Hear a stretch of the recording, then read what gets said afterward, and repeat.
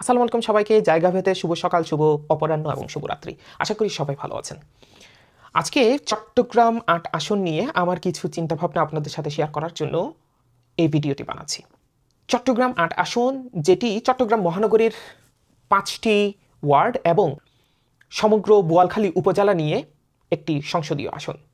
যে সংসদীয় আসনের মধ্যে প্রতিদ্বন্দ্বিতা করছেন আগামী জাতীয় সংসদ নির্বাচনে নগর বিএনপির আহ্বায়ক জনাব এরশাদুল্লাহ, যার মধ্যে এখন পর্যন্ত প্রতিদ্বন্দ্বিতা করছেন লিগালি বাংলাদেশ জামাত ইসলামী সমর্থিত সাবেক ছাত্রনেতা জনাব ডক্টর আবু নাসের, এবং এরই সাথে উড়ে এসে জুড়ে বসেছে এনসিপি সমর্থিত প্রার্থী জুবাইদুল আরিফ।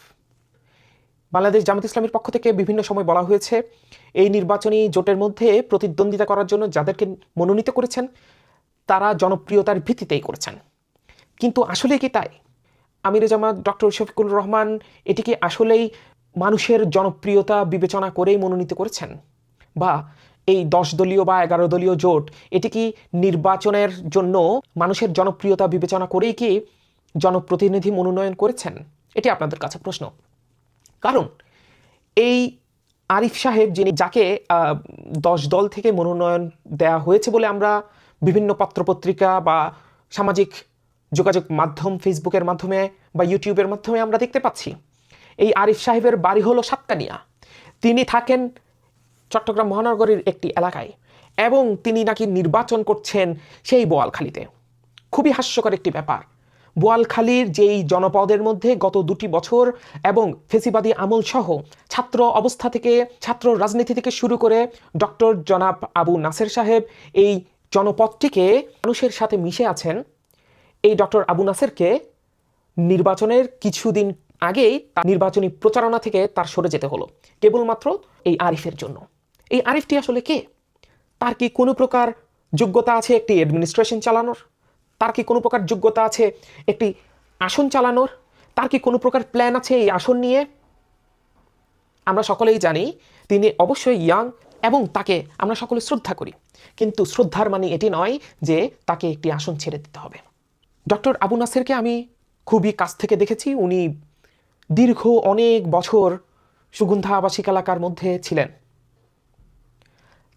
তিনি যতটুকু জনপ্রিয় তার চেয়ে তার সহধর্মিণী আরও বেশি জনপ্রিয়, কারণ তারা মানুষের জন্য কাজ করেছেন। যখন একটি মানুষের পকেটে টাকা থাকতো না, তাকে ডিসকাউন্ট দিয়ে ন্যাশনাল হসপিটালের মধ্যে খেটে খাওয়া দিনমজুর থেকে শুরু করে, চাষাভুষা থেকে শুরু করে সমাজের সর্বস্তরের মানুষকে তিনি হেল্প করেছেন, সমাজের সর্বস্তরের মানুষের পাশে দাঁড়িয়েছেন। এই ফেসিবাদ পরবর্তী সময় 2024-এর 5ই আগস্টের পর থেকে নিয়ে এই নির্বাচনী জোট গঠনের আগ পর্যন্ত, এমনকি নির্বাচনী জোট গঠনের পরেও আসন ভাগাভাগির পূর্ব পর্যন্ত এই আরিফকে মানুষ দেখেননি। এই আরিফকে এমনকি বাংলাদেশ জামাত ইসলামী, বাংলাদেশ ইসলামী ছাত্র শিবির সহ যে 10 দলীয় জোটের নেতাকর্মীরা এই আসনটির মধ্যে রয়েছেন তারাও চিনেন না। আসলে কি এই যোগ্যতার ভিত্তিতে তাকে মনোনয়ন দেওয়া হয়েছে, নাকি কেবলমাত্র বিএমপিকে জিতিয়ে দেওয়ার জন্য? এই এরশাদুল্লাহ সাহেবের কাছে এই চুনিপুটি আরিফ কিছুই নয়। এই এরশাদুল্লাহ সাহেবের কাছে এই আসনটির মধ্যে বিজয় অর্জন করতে কোনো ক্যাম্পেইনও করা লাগবে না। আমরা কিসের জন্য এই ফ্যাসিস্ট হাসিনাকে হটিয়েছিলাম? কারণ আমরা দীর্ঘ 3টি ইলেকশনের মধ্যে ভোট দিতে পারেননি। এই বাংলাদেশের জনতা, বাংলাদেশের ছাত্র সমাজ থেকে শুরু করে সর্বস্তরের জনতা একটি ইলেকশনের জন্য মুখিয়েছিল। যে ইলেকশন হবে প্রতিযোগিতামূলক, এই ইলেকশন হবে জনগণের আকাঙ্ক্ষার একটি প্রতিচ্ছবি। কিন্তু এই ইলেকশন কি আসলে প্রতিযোগিতামূলক হচ্ছে, নাকি কেবলমাত্র লোক দেখানো একটি ইলেকশন হবে যেখানের মাঝে আমরা ধরেই নিয়েছি জনাব এরশাদুল্লাহ সাহেব বিজয় অর্জন করবেন? এবং বর্তমান এনসিপির যে আরিফ, এই আসনের মধ্যে তিনি কেবলমাত্র 10 দলীয় জোটের নেতাকর্মীদের উপর ডিপেন্ড করে ইলেকশনটির মধ্যে জিতে আসতে চাচ্ছেন। কেবলমাত্র জামাত ইসলামী এবং বাংলাদেশ ইসলামী ছাত্র শিবিরের নেতাকর্মীদের উপর ভর করে তিনি বিজয় অর্জন করতে চাচ্ছেন। তার কোনো প্রকার আসলে এনসিপির নেতাকর্মী ওই আসনের মধ্যে নেই, যেখানে তাদের একটি শোডাউন করার মতন মানুষজন নেই। সেখানে তিনি কেবলমাত্র বাংলাদেশ ইসলামী ছাত্র শিবির, বাংলাদেশ জামাত ইসলামীর নেতাকর্মীর উপর ভর করে তাদের উপর ভর করে যেন ইলেকশনটি জিতে আসবেন, এমন একটি চিন্তাভাবনা তার মধ্যে আমরা দেখতে পাচ্ছি। এনসিপি একটি রাজনৈতিক দল। এই রাজনৈতিক দলের মধ্যে কিছু নেতাকর্মী নিয়ে একটি রাজনৈতিক দল হয়, কিন্তু এনসিপির মধ্যে আমরা দেখতে পাচ্ছি কেবলমাত্র কাগজে কলমে একটি রাজনৈতিক দল, যার কোনো প্রকার কর্মী সমর্থক বাহিনী নেই, যার কোনো প্রকার মাঠ পর্যায়ে কর্মী নেই যারা নির্বাচনী প্রচারণার মধ্যে অংশগ্রহণ করবেন। চট্টগ্রাম মহানগরীর থেকে কিছু ছেলেদের নিয়ে গিয়ে বোয়ালখালীর মধ্যে যদি আপনি ইলেকশন ক্যাম্পেইন করতে চান, বোয়ালখালীবাসী তা মেনে নেব না। সুতরাং এখনো সময় আছে, সসম্মানে বিদায় নেন, সসম্মানে বাংলাদেশ জামাত ইসলামী সমর্থিত প্রার্থী ডক্টর আবু নাসেরকে আপনি সমর্থন দিয়ে তার পাশে দাঁড়ান। না হয় এই ইলেকশনের পরে আপনার জামানত বাজেয়াপ্ত হবে, সকলেরই তা জানা আছে। বাজেয়াপ্ত করানোর জন্য এত বড় একটি দল এবং নির্বাচনী জোট কখনোই আপনার পিছনে কাজ করবে বলে আমি বিশ্বাস করি না। এমনকি আমরা কিছুদিন আগে দেখেছি একজন শহীদের মা এসে এনসিপির নেতৃস্থানীয় একজন ব্যক্তিকে বলছেন, যেখানে আরিফ সহ উপস্থিত ছিল, সেখানে বলছেন যে আরিফকে তারা চিনে না, যাকে চিনে না তাকে ভোট দিবে কেমনে। এটি কেবল মাত্র একজন মানুষের কথা নয়, এমন একটি মায়ের কথা যার বুক খালি হয়েছে এই জুলাই আন্দোলনের জন্য,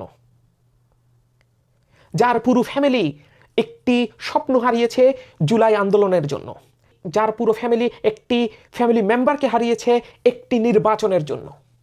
এই নির্বাচনের মধ্যে আপনি এসেছেন সাতকানিয়া থেকে, তার কোনো প্রকার রাজনৈতিক জ্ঞান বলতে কিছু নেই, যে কেবলমাত্র বড় গাছা হয়ে বাংলাদেশ জামাত ইসলামী এবং ইসলামী ছাত্র শিবিরের উপর ভর করে আপনি নির্বাচনের মধ্যে জিতে আসতে চান। এখনো সময় আছে, সসম্মানে নির্বাচন থেকে সরে দাঁড়ান।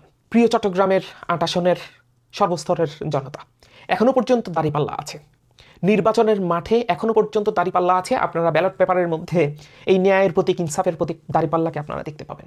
সুতরাং আগামী 12ই ফেব্রুয়ারি এই দাঁড়িপাল্লা, ন্যায় ইনসাফের প্রতীক, এই দাঁড়িপাল্লাকে আপনাদের বিজয় করতে হবে। কারণ এই দাঁড়িপাল্লা জিতলে আপনার আসনের উন্নয়ন, আপনার আসন নিয়ে চিন্তাভাবনা, আপনার আসন নিয়ে আপনার যে স্বপ্ন রয়েছে, এটি বাস্তবায়ন হওয়ার সম্ভাবনা 80%। আর যদি এই এনসিপি বিজয় অর্জন করে, তাহলে আপনি ধরে নেন এই এনসিপি আবার সেই চাঁদাবাজি, টেন্ডারবাজির মধ্যে নিজেদেরকে নিমজ্জিত করবে। এই এনসিপি টেন্ডারবাজি, চাঁদাবাজি করলে 10 দলীয় নির্বাচনী জোট কখনোই এর কোনো প্রকার দায়ভার নেবে না, কারণ এটি কেবলমাত্র নির্বাচনী জোট। সুতরাং যদি আপনি চান আপনার আসন থেকে টেন্ডারবাজি, চাঁদাবাজি, ইফটিজিং সহ, মাদক সহ সর্বস্তরের অন্যায়কে আপনি ধুয়ে মুছে ফেলতে চাবেন, বাংলাদেশের বুকে এটি প্রথমবার নির্বাচন, যে নির্বাচনের মধ্যে জনগণের হাতে পূর্ণাঙ্গ ক্ষমতা এসে পড়েছে। এই নির্বাচনকে যদি আমরা কাজে লাগাতে না পারি, তাহলে আগামীতে বাংলাদেশ 50 বছরের মধ্যে এমন আরেকটি নির্বাচন বাংলাদেশের মানুষ পাবে কিনা আমরা তা জানি না। এই এরশাদুল্লাহ সাহেবের জন্য অনেক শুভকামনা। তিনি দীর্ঘ 17 বছর এই ফ্যাসিস্ট হাসিনার জেল জুলুম নির্যাতন সহ্য করেই এই পর্যন্ত রাজনৈতিক মাঠে আছেন। আশা করি আগামীতে এই বোয়ালখালীবাসী, চট্টগ্রাম 8 আসনের বাসিন্দাগণ এমন একটি সৎযোগ্য নেতৃত্ব বেছে নেবেন, যে একটি আসন চালানোর জন্য ক্যাপাবল, যে এমন একটি ব্যক্তি যার অ্যাডমিনিস্ট্রেশন চালানোর ক্ষমতা আছে, যে এমন একটি ব্যক্তি যার একটি পূর্ণাঙ্গ প্ল্যান আছে, যার একটি পূর্ণাঙ্গ ওয়ার্ক ফোর্স আছে, যারা তার জন্য কাজ করতে পারবেন, যারা ঘরে ঘরে গিয়ে কি প্রবলেম তা চিহ্নিত করতে পারবেন, যাদের এমন একটি কর্মী সমর্থক আছে, যারা প্রত্যেকটা পাড়া মহল্লা থেকে শুরু করে প্রত্যেকটা ওয়ার্ড পর্যায়ে মাদককে নির্মূল করার জন্য আপনাদের পাশে দাঁড়াতে পারবেন।